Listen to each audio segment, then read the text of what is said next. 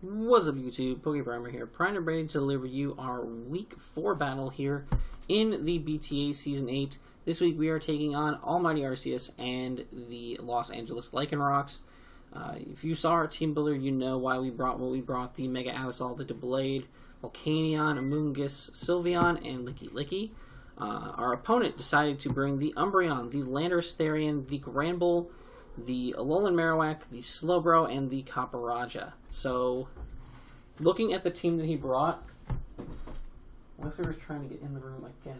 Dude, chill. He hears my voice and he's losing his mind because he can't get to me.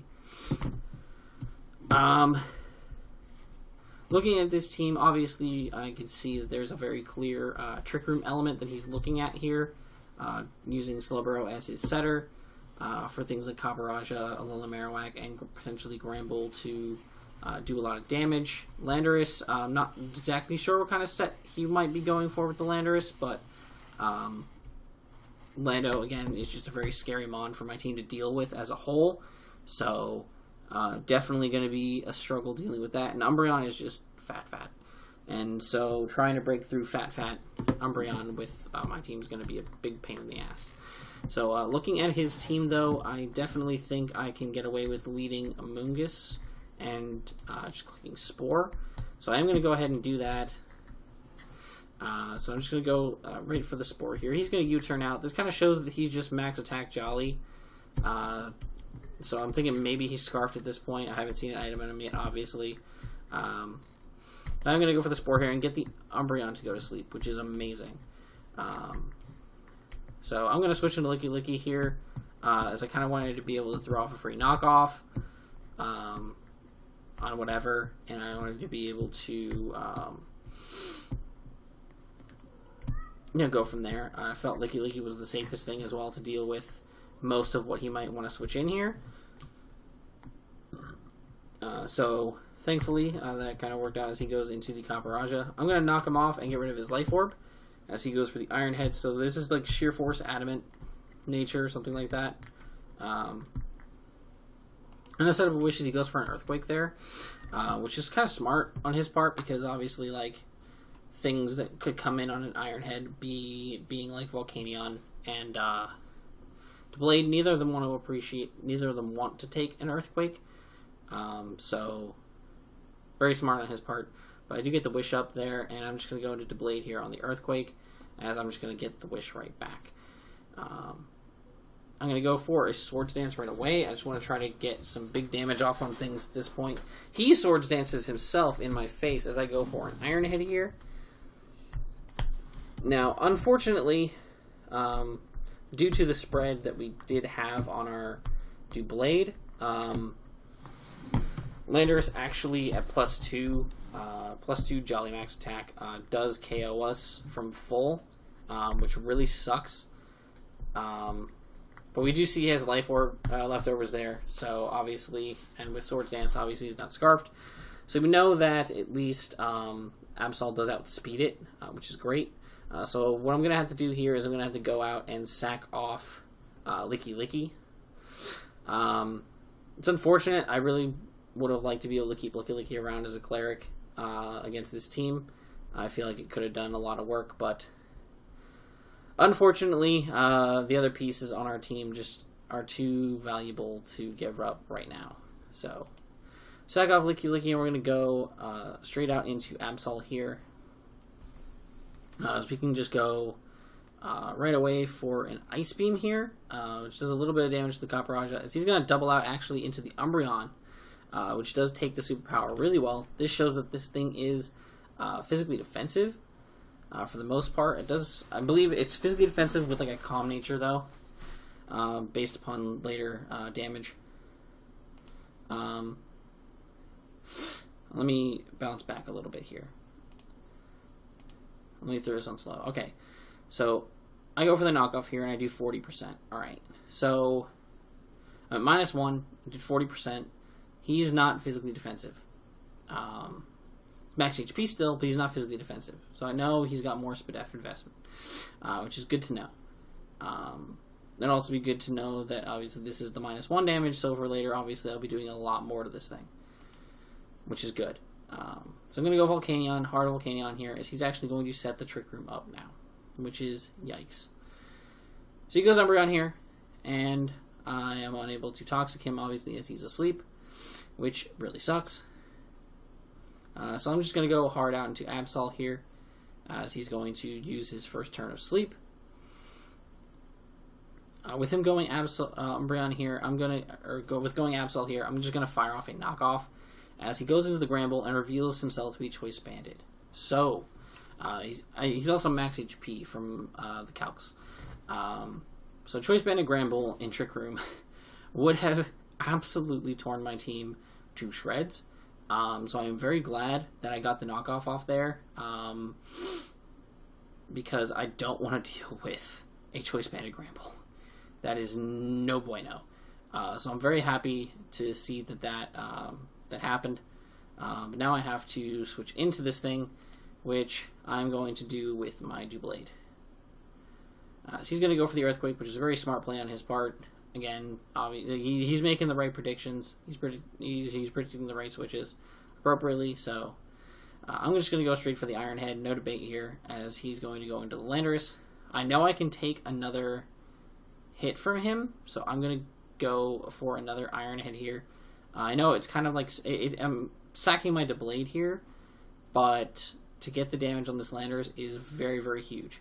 So, unfortunately, he's going to be able to take me out, but I've severely weakened his Landorus to the point that it can't be a switch into anything, and now I can go freely into a Moongus and fire off a Giga Drain here, get a little bit of chip on this Umbreon, and now we can go into Sylveon, who absolutely takes massive advantage of his team. So I'm going to go straight for a Hyper Voice here. It does a decent chunk of damage to the Marowak. I'm going to have to switch out, though, because a Shadow Ball will not kill that thing from that range. So I need some more chip on this thing. So I'm going to go hard into Volcanion here. On the Flare Blitz, we do eat that up for sure, which is great. I'm going to go for Steam Eruption here, and we miss. Now, that Steam Eruption miss is big, because the Umbreon, to this point, has used up 2 turns of sleep. So, he could wake up any turn. But, and big but, if I had landed that Steam Eruption, I would have done anywhere from 27 to 32%, right? So, like, that's incredible damage, right? And if I'm able to keep this thing, if it either stays asleep one more turn or anything else, I just kill this thing for free. I beat the Umbreon down, which is super important, because breaking this Umbreon is a pain for my team to do at this point.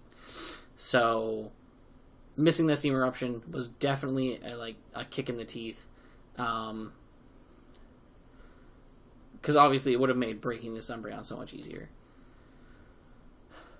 But unfortunately, he's going to get an extra turn of leftovers here. I'm going to go for another Steam Eruption here. We do 27 on this one, which is a pretty low roll. But he's going to stay asleep one more turn. Again, if I had landed the previous Steam Eruption, we would have already been potentially at that 38-ish percent, or 44% now at this point.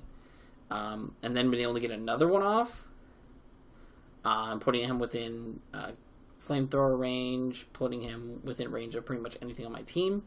Unfortunately, though, I'm going to have to switch into Absol here, as he does wake up this turn and throws up a Wish, which is very unfortunate, but I'm actually going to double into a Moongus here on his Wish, as he goes into the Slowbro. So now I can have a pretty much free Spore to throw off again here, as I'm going to do that once again, and he does go right back into the Umbreon, and back to sleep it goes. So Umbreon being asleep is great, keeps that thing from doing anything, and now I'm also going to double into Sylveon here as he goes into Capparaja. I'm going to go for a Mystical Fire here immediately and get this thing chipped down. And with our Babiri Berry, we live the Iron Head, thanks to it not having a Life Orb anymore. So now, Mystical Fire will be able to KO the Copperajah. Unfortunately, he goes into the Marowak here. And now, as you saw in our Team Builder, obviously we realized the Team Builder was recorded after the battle this time, which I don't like to do normally, but again, this has just been one of those weeks. Now, in hindsight, obviously, I do believe that I was originally meant to be a Timidature on my Sylveon, which would make this situation not particularly matter much, but I also didn't have any nature at all. I don't remember what my initial thought process was on that.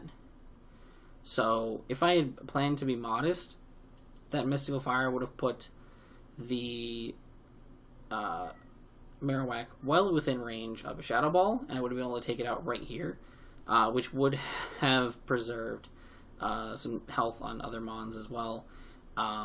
So that situation is definitely extremely unfortunate, and I'm certainly not a fan of it, but it is what it is. I should have double-checked my team before the match to make sure everything was Gucci, but again, it is what it is.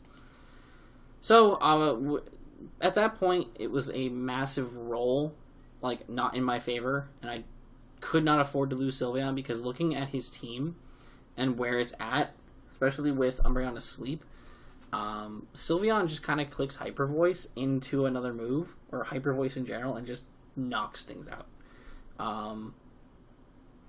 Which is very important for this matchup. So, I have to go into Volcanion here, as he does go for the Poltergeist here. Revealing my Sugar Berry and doing an insane amount of damage. So I go for Steam Eruption here, and I get the 32% roll, which is great. Kind of a little bit of justice for before. So I'm going to actually go for Flamethrower here, because it's guaranteed damage, and he hadn't wasted a turn of sleep yet. So guaranteed damage was pretty much the go-to. 20-some% is still better than nothing. And he would have been in range of a second one immediately afterwards, while obviously still being asleep.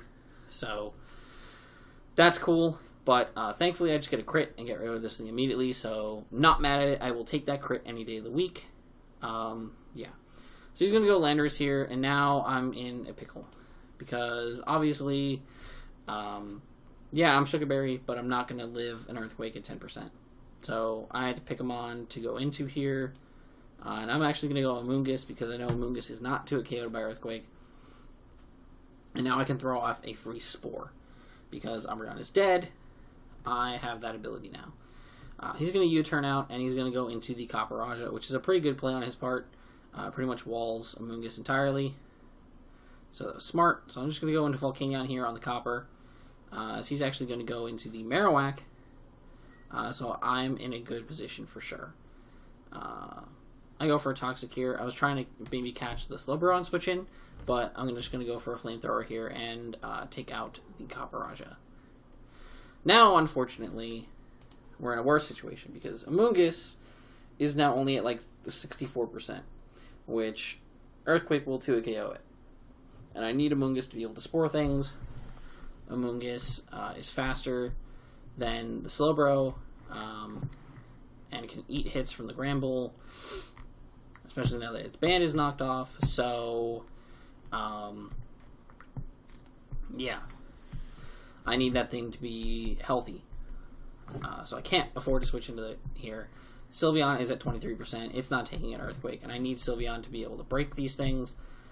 So my only choices are either sack Volcanion here, which Volcanion can still be very useful, especially because I can get a Toxic off on Slowbro and go from there. Instead, I'm going to go into Mega Absol here, because Mega Absol has a chance to live an Earthquake, and he does, which is great. So Landorus is going to get a little bit of health back, and now he's going to go into Slowbro as I go for a knockoff, and now you can see the unboosted or unweakened damage of knockoff is huge here. Big 58% on the Slowbro, which is great. Very thankful for that. I just go for another knockoff here to get a little bit more damage off on the Slowbro, or maybe catch something on switch in. And then I'm just going to go for the Ice Beam on Gramble. Pretty much sacking Absol here because Absol doesn't really... Absol can do more, but I also didn't have a safe switch in to Gramble here that I felt comfortable going into. So instead of risking one of our other mons that I felt was more valuable at this point in time, I decided to just go ahead and sack off Absol here. Which is very unfortunate, but it is what it is. That Ice Beam does put Gramble down really low, so it's in range of pretty much anything I want it to be in range of. So now, though, I can go into Sylveon here, and nothing really wants to come in on a Hyper Voice. So the Marowak comes in, takes the chunk from Hyper Voice, and then I reveal the Shadow Ball and take out the Marowak, which is great. So another Mon drops, but this brings in the Landorus. Now, this turn right here had the chance to be a turning point in the battle. Looking at what I have left versus what he has left, I know that Landorus, since it's already revealed SD, if Landorus goes for an SD here, it 100% wins. Because Amoonguss can only take an Earthquake from +2 Landorus if I'm at full. I mean, it's a roll. If I'm a little bit low, like if I switch back in and then back out now, it's a roll and not one that's heavily in my favor. So that's risky move, especially if he just goes for an Earthquake. He 2 KOs my Amoonguss anyway, and then I lose. If I stay in here and go for Hyper Voice and he Swords Dances, I can very much win this game. I could also sack Volcanion here. And if I sack Volcanion here, then that gives me a free switch into Amoonguss, and then I can Spore something and do some business there. So it really comes down to this turn, hopefully, because Sylveon can still do a lot of work. So I'm going to go for the Hyper Voice, as he actually does just stay in and go for the Earthquake, and we do lose Sylveon, which is extremely painful. Very, very saddening. So I'm going to go Amoonguss here, and just fire off a Spore. Hindsight on this turn, I should have just gone for a Giga Drain. There was literally no downside to clicking Giga Drain this turn. But if he had clicked EQ there, then he would have 2 KO'd me. So I had to click Spore. As he does go into the Gramble here, and I'm going to put that thing to sleep. Thankfully. Then I'm going to go for the Giga Drain now, because I need the HP back on the Landorus. So we're going to get a little bit of chip damage on the Landorus. And now I know I'm not going to get KO'd by an Earthquake here. So I go for another Giga Drain to take this thing out. Finally, and the Landorus is down. However, unfortunately, he still has this Slowbro. I'm going to go for the Giga Drain here. Get a good chunk off on this thing, as he's just going to Psyshock and take me out. Which sucks. It sucks big time. So I go Volcanion here. Instead of just going for the Psyshock, he goes out into the Gramble, where I miss another Steam Eruption, which sucks. I think he was doing that to make sure that he was out of range of any like tech I might have. I missed 2 Steam Eruption in a row, by the way, which is 95% accurate. I just want to put that out there. I'm very, very annoyed by that, but I'm able to hit the last one and take out the Gramble, which probably would have woken up that turn. But unfortunately, he's going to be able to go back out into his Slowbro here, Mega Evolve, and click the Psyshock and take me out. And unfortunately, the Anaheim Appletons are going to take their first loss of the season here in Week 4 to the AlmightyArceus and the Los Angeles Lycanrocs. We're going to lose 1-0, though, so it's not the worst thing in the world. It sucks that we lost. I'm kind of annoyed that we lost, but it really came down to just not being a great matchup. and I definitely played pretty ass early in the game. Not having a nature on my Sylveon kind of sucked too, but it's not the worst thing in the world. That's a mistake on my own part, and that's just something I'm going to have to be more careful with going forward. Double check my teams and stuff. So definitely a kick in the ass to make sure that I pay more attention. But unfortunately, we did take our first loss this week. Next week, hopefully, we'll be able to bounce back. We are taking on Aaron and the Los Santos Septiles. He's a really, really good battler, and he runs out of the league that I'm in as well. Good guy, too, so I'm looking forward to facing him once again here. But yeah, till then, I'm PokePrimer, and I'm signing off. Peace.